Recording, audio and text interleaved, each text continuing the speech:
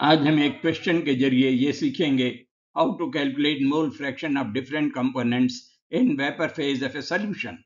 Solution के vapour phase में या उसकी वेपर्स में किस प्रकार से हम वेपर का मोल फ्रैक्शन निकाल सकते हैं अलग अलग कंपोनेंट्स का। तो ये एक नीट का PYQ क्वेश्चन है and the question is quite important. A solution has 1:4 mole ratio of pentane to hexane. Pentane, of course, is a gas, hexane is a gas, and their ratio is given. The vapor pressure of the pure hydrocarbon at 20 degrees Celsius is 440 millimeter of mercury, and pentane is 120 millimeter of mercury for hexane.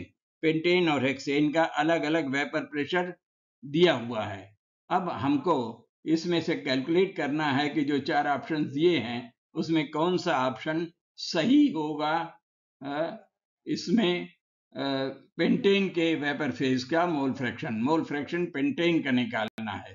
तो देखिए इसके calculation में कुछ steps हैं।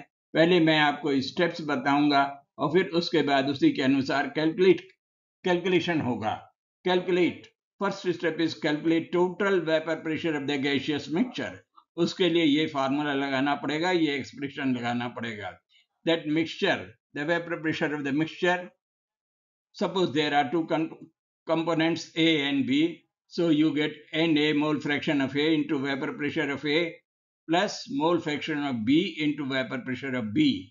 और फिर उसके बाद वेपर प्रेशर ऑफ पेंटेन निकालना है।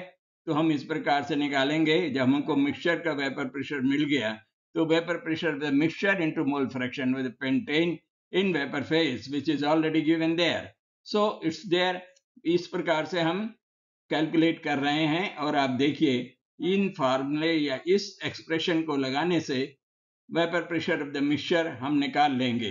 And vapour pressure of the mixture whatever is values are given, when you substitute it you get the vapor pressure equal to 180 millimeter of mercury।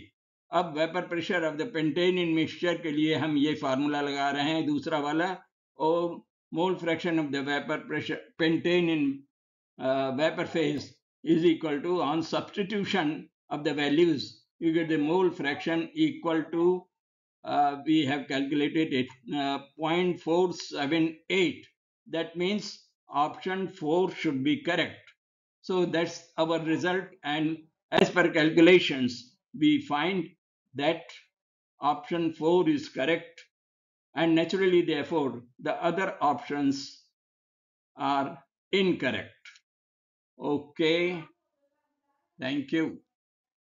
मेरा ख्याल है कि आपको समझ में आ गया होगा और इसको ठीक प्रकार से पुनः स्टडी करें, कैलकुलेट करें, और इस तरह के कई सवाल आते रहते हैं, कृपया उसको और प्रैक्टिस करें जिससे कि आप इस तरह के सवाल आसानी से कर सकें।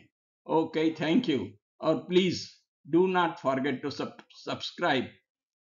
Thank you.